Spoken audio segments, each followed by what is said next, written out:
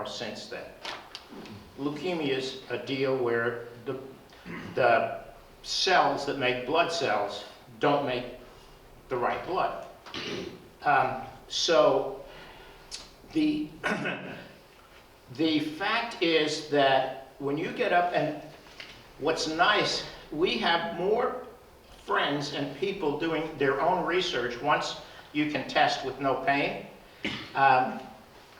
More friends doing research on themselves, and they will test, like first thing in the morning, they'll test their fingers, their palm, 2 or 3 places, and found that there's, within meter accuracy, and I want to explain as an engineer, I want to explain meter accuracy. Within meter accuracy, the blood will be all the same. Heck, it's been, the same stuff's been circulating around all night, you know?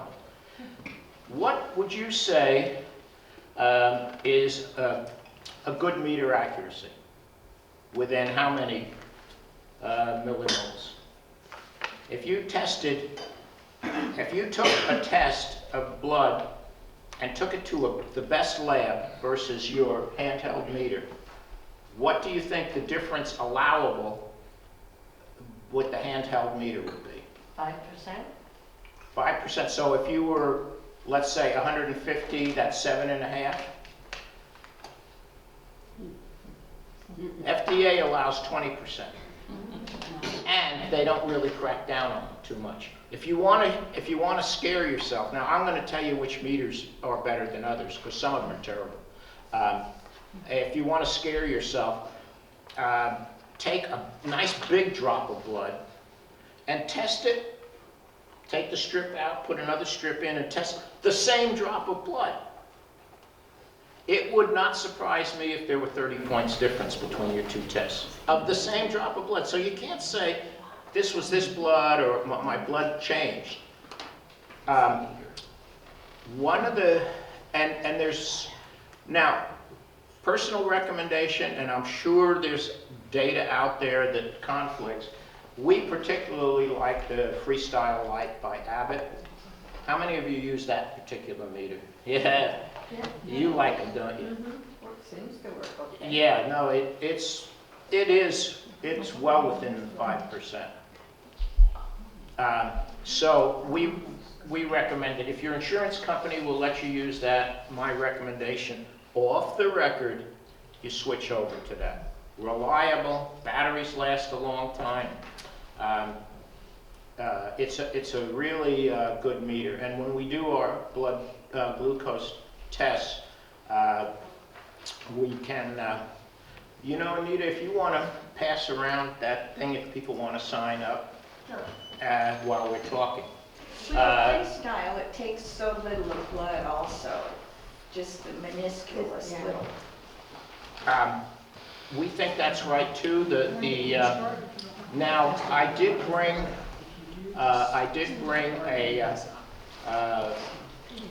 the ADA Diabetes Forecast magazine, that the buyer's guide. See, I tell you, we're getting practical stuff here, and it shows for every single meter. I'll pass it around and you can look how much blood it needs to work. Here's the other thing. How much it needs to work reliably is what they put. That doesn't mean to get it to trip. That means there's enough blood in there to get yourself an accurate reading. Again, I want to sort of be encouraging, because just like learning to ride a bike, learning to care for your diabetes is virtually the same thing. Once you get it, it's going to go smoothly. And one of the things that we're most proud of is to get the pain out of the sore fingers, the calluses, to get it out of the equation. The only reason that they primarily used fingers in the old days was before Gentile and before, and I'll explain how that works. That was pretty much the easiest place to get blood. The reason is the capillaries are very close to the surface, but unfortunately so are the pain nerves. So, to lose the sensation in your fingers is a shame. Believe it or not, we sell a lot of Gentiles to some rock musicians that you see because they can't have the sensation to feel the chords. And even though they know their finger is on it, when they can feel the chord right in the center of the pad, the music sounds better. So let me also take a break now and ask if there's any questions on anything we've said so far. I have some questions for you. Oh, okay. Yeah, and you wanted it to go for about another 10 minutes, right? We can go as long as you like. We got you here, we're gonna make use of you. Okay, somebody has asked a question, what works best for feeling loss in the bottoms of my feet? Seems to affect my balance also. Absolutely, absolutely. Neuropathy. How many of you have heard that word? Yeah, oh, it's an awful word. What works best is to keep two things. Keep your blood sugar level low, lower than general health would require, because neuropathy is reversible if you can get your blood sugar level down. Now, who knows, other than insulin, who knows what would lower your blood sugar? Exercise. Diet. And diet, yeah, diet. In other words, interestingly enough, there are some foods, primarily in the high protein area, that when you eat them, will get your blood sugar down. So, if I were going to make a recommendation, and I'm not trying to cut off questions, I'll answer every question. Get this Dr. Bernstein's book, Diabetes Solution. He talks exactly about that. How to reverse neuropathy. How do you spell his name? Bernstein, Bernstein. He's got a website. Just Google him, Dr. Richard Bernstein. We have his book at our office, and if anyone would like to check it out for a couple of weeks, we're happy to do that as well. You'll have trouble getting it back. Okay, we'll put a string on it. Yeah, that's it. Okay, another one, foot related. Should diabetics go without shoes? And is this true or not? Let me tell you everything to do with diabetes. Here's what you can do to answer any question. If you want to appear really knowledgeable about diabetes, no matter what anybody asks you, look off into the stars and say, well, it's not quite that simple. Because it never is. So, should a diabetic go without shoes? It depends more on his condition and on the environment that he's walking or she is walking in. You're more subject to foot infections. So would I recommend you walk on a gravel pathway? Absolutely not. The sandals are great. I like sandals for people with diabetes because they don't have the cutting on the bottom of the feet, yet the feet can breathe and retain sensation. One of the problems with overshoeing diabetes is all that sweat comes out and plates out on the inside of your shoes. So, based on today, it looks like, hopefully, we're getting into sandal season. What about flip-flops?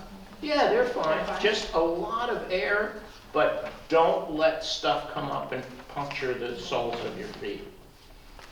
Okay, next question. Why do many drugs, like, oh boy, who wrote this one? Is it levofloxacin, something like that? An antibiotic have a warning if you have diabetes and take metformin and Januvia. Write this down, support@mygentile.com. If you send it, I can send you a link to a complete list of all common drug medications and how they affect your blood sugar. There are things that you wouldn't imagine would affect your blood sugar level, but they do. Such to the point, if I'm taking this, I need to take less insulin, or I need to take more insulin. So, I don't know that individual drug, but I'll bet it's on this list. Okay. Such as what? What's that? Such as, what would be on the list that would affect? A Lipitor is an example. That Lipitor, you have to, if you go on Lipitor or off Lipitor, you have to adjust your insulin level if you're on insulin. Okay. They mix. I mean, they just talk to each other. Mhm. And this is another drug-related question. Do you know of people taking Januvia with joint pain? Is joint pain a side effect of Januvia? I don't know. That's one, that's a clinical one. See, these guys, the doctors drive, so that's a driving question. If this, then that. I would be more involved with somebody that helped develop Januvia. And then we would, Okay. and then once it gets out into the clinical world, I just love the fact that if you tell a doctor an experience you have, chances are, if he's a pretty good doctor, you could ask him 4 months later and pick up the conversation and say, well, when I told you this and that, yeah, I know, and then you had the Januvia and this, and they're wonderful with that. Good. Okay, my doctor recently told me that all diabetics will eventually be going on insulin. True or false? Absolutely false. Dr. Bernstein's, he is the best guy for getting people off insulin. Okay. Are 4 eggs a day too many? What will that do to my cholesterol? If for what? 4 eggs a day. No. I have an interesting rule, particularly about diet and even exercise. I have what I call my 12-year rule. If it hasn't been around for 12 years and I don't want to do it, I'm not going to do it. In other words, remember when I said you had to take a bran muffin every day? Now they say that's a waste. Eggs were bad for a while. Now eggs are good. What else is bad for a while and now good? Coffee. They last about 7 years and then they reverse it. Now what's been around good and bad that's been way around longer than 12 years? Smoking. Smoking is bad for you. Right? That's been around 50 years. Butter. Yeah, butter. Yeah, butter. Yeah, but remember margarine was going to replace butter. Yes. And then 8 years later, it came out margarine's worse for you than butter. Another one. Diet sodas. Yeah, diet sodas were, you cut down the calories. Well, but there's some evidence now, and we're talking just like real people here, that it tricks your pancreas. It makes you think you have sugar, and your pancreas treats it like that, but there's no sugar for it to push against. How about one that's lasted, that's good for you? Exercise. That's been around a long time. That just walking is good for you. The new one coming out that I'm not going to pay any attention to for a while is this high interval. How many of you heard of this high interval training for diabetics? Yeah, okay, you'll be hearing about it. You just ignore it. What it says is that if you have diabetes, instead of just taking a walk with your friend or your, which has been said, that's really good. That's certainly lasted a lot longer than 12 years. If you exercise to the point where you're having trouble talking, high interval training, high intensity interval training, HIIT, and then walk very slowly or go slower, that's good. Let other people do the R&D on that, don't unless you want to. If you want to, it's certainly not going to hurt you, right? It's just fine. But if it's uncomfortable for you, unless it's been around, it's just coming into it, so it's got a long time, for 12 years. Unless it's been around 12 years, just ignore it. Okay. Next question. Does inhaling insulin work? Yeah, it works fine. Okay. Goes into the lungs? It goes into the lungs, and the lungs go right into the, as every crack smoker knows, man, if you want to get something into your blood fast, take it in through your nose. But I'm not suggesting you smoke. Just kidding. Okay. What other items have you invented? I did the pioneering work on cardiac pacemakers. and have patents in that area. What I did was I did not invent the pacemaker itself, the concept of the pacemaker. Grayback invented the pacemaker. What I invented was the variable rate pacemaker. Up until before I invented that, heart rate was at a fixed rate. No matter what, it was at a fixed rate. You run up a flight of stairs, you'd get dizzy and pass out. So you had to, if you remember people that had pacemakers in the old days, they would walk up stairs like this, you know. On the other hand, it was always hard for them to sleep because one of the ways the body knows it's time to sleep is your heart rate slows down. Well, if your heart rate was under the control of a machine, it didn't slow down. So I invented something that would track what a healthy heart would beat at. That technology. Okay. What motivated you to invent Genteel?